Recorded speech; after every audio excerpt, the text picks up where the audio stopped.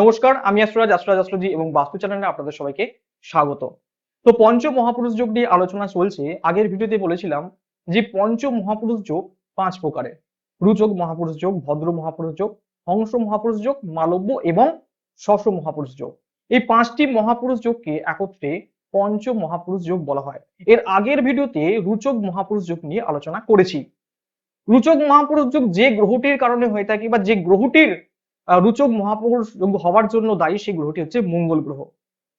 তেমনি ভদ্র মহাপুরুষ যোগ হওয়ার জন্য যে গ্রহটি গুরুত্বপূর্ণ ভূমিকা পালন করে বা যে গ্রহটির কারণে ভদ্র মহাপুরুষ যোগ হয়ে থাকে সেই গ্রহটি হচ্ছে বুধ গ্রহ।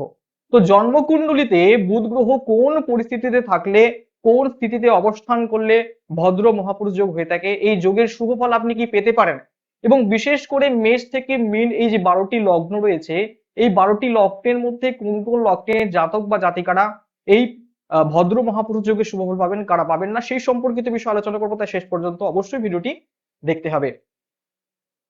তো ভদ্রযোগ হওয়ার জন্য প্রধানত 3টি শর্ত রয়েছে। জ্যোতিষশাস্ত্র অনুসারে বুধ গ্রহ হচ্ছে নৈসর্গিক শুভ বা ন্যাচারাল বেনিফিক প্ল্যানেট। কিন্তু মেষ থেকে মীন এই যে 12টি লগ্ন রয়েছে, এই 12টি লগ্নের মধ্যে কিছু কিছু লগ্নের ক্ষেত্রে বুধ গ্রহ শুভ ফল প্রদানকারী, কিছু কিছু লগ্নের ক্ষেত্রে বুধ অশুভ ফল প্রদানকারী, এবং কিছু কিছু লগ্নের ক্ষেত্রে বুধ সমতার ফল প্রদান করে, না বেশি শুভ ফল প্রদান করে না বেশি অশুভ ফল প্রদানকারী। তাই প্রথম শর্ত হচ্ছে বুধ গ্রহকে লগ্ন সাপেক্ষে শুভ গ্রহ বা সমগ্রহ হতে হবে। দ্বিতীয় শর্ত হচ্ছে বুধ গ্রহকে কেন্দ্রভাবে অবস্থান করতে হবে, অর্থাৎ লগ্নে বা চতুর্থে বা সপ্তমে বা দশমে, এই 4টি ভাবের মধ্যে কোনো একটি ভাবে অবস্থান করতে হবে। তৃতীয় শর্ত হচ্ছে বুধ গ্রহকে কেন্দ্রভাবে তার নিজ রাশি, উচ্চ রাশি অথবা মূল ত্রিকোণ রাশিতে অবস্থান করতে হবে। বুধ গ্রহের নিজ রাশি কোনগুলি? না মিথুন এবং কন্যা। কন্যা রাশিতেই 0 ডিগ্রি থেকে 15 ডিগ্রি পর্যন্ত বুধ উচ্চস্থ হয়ে থাকে, এবং 15 ডিগ্রি থেকে 25 ডিগ্রি পর্যন্ত তার মূল ত্রিকোণ ভাব।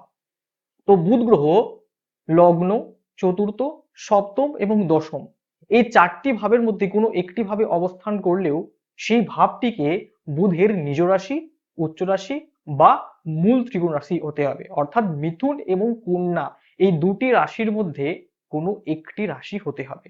তো এই 3টি শর্ত যদি ফুলফিলমেন্ট হয় তবেই বুধ ভদ্র মহাপুরুষ যোগ করে থাকে। জ্যোতিষশাস্ত্র অনুসারে বুধ হচ্ছে আমাদের বুদ্ধির কারক গ্রহ, বিদ্যার কারক গ্রহ, বাক চাতুর্যতার কারক গ্রহ। বুধকে গুড কমিউনিকেশন স্কিলের কারক গ্রহ বলা হয়ে থাকে। এছাড়া বুধ হচ্ছে ক্যালকুলেশন এবিলিটির কারক গ্রহ, লেখনী শক্তির কারক গ্রহ বা রাইটিং এবিলিটির কারক গ্রহ। বুধ হচ্ছে শৈল্পিক দক্ষতার কারক গ্রহ। যাদের জন্মকুণ্ডলিতে বুধ ভদ্রযোগ করে থাকে সেই জাতক বা জাতিকা সুন্দর দেখতে হতে পারে, ভীষণ বুদ্ধিমান হতে পারে, বাকপটু হতে পারে, কথাবার্তায় খুব নিপুণ হতে পারে। এদের কমিউনিকেশন স্কিলস অত্যন্ত প্রকট হয়ে থাকে, যার ফলে কি হয়, এরা যে কারোর সঙ্গে সহজে মিশে যেতে পারে, অন্যকে সহজে কনভিন্স করতে পারে কোনো বিষয়ে। এদের বিশ্লেষণ করার ক্ষমতা অত্যন্ত প্রকট হয়ে থাকে, যার ফলে এই জাতকরা ভালো সুবক্তা হতে পারে।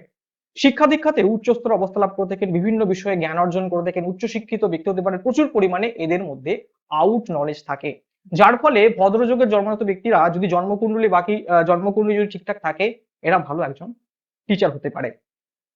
এছাড়া ভদ্রযোগের জাতক বা জাতিকা যেমন কথাবার্তায় খুব নিপুণ হয়ে থাকে, তেমনি তর্ক বিতর্ক পারদর্শী হয়ে থাকে। এদের সঙ্গে তর্কে পেরে ওঠা খুব মুশকিল হতে পারে, যার ফলে এই ভদ্রযোগের জাতক বা জাতিকারা একজন ভালো টিভি রিপোর্টার হতে পারে, ভালো লয়ার হতে পারে, ভালো অ্যাডভাইজারও হতে পারে। বুধ গ্রহকে ক্যালকুলেশন এবিলিটির কারক গ্রহ বলা হয়ে থাকে। তাই ভদ্রযোগের জাতক বা জাতিকাদের কি হয় না, ক্যালকুলেশন এবিলিটি বা গাণিতিক ক্ষমতা প্রকট হয়ে থাকে, যার ফলে কি হয়, এরা ভালো অ্যাকাউন্টেন্ট হতে পারে, হিসেব রক্ষক হতে পারে বা চার্টার্ড অ্যাকাউন্টেন্ট হওয়ার সম্ভাবনা দেখতে পাওয়া যায়।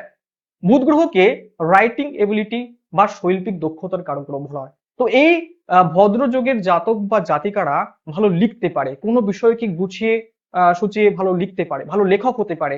শৈল্পিক দক্ষতার কারণে এরা ভালো শিল্পী হতে পারে, বিভিন্ন ধরনের শিল্পকলায় খুবই নিপুণ হতে পারে। এছাড়া বুধকে সাধারণত ব্যবসার কারক গ্রহ বলা হয়। তো ভদ্রযোগের জাতক জাতিকারা ভালো ব্যবসায়ী হতে পারে, ভালো ইন্ডাস্ট্রিয়ালিস্ট হতে পারে।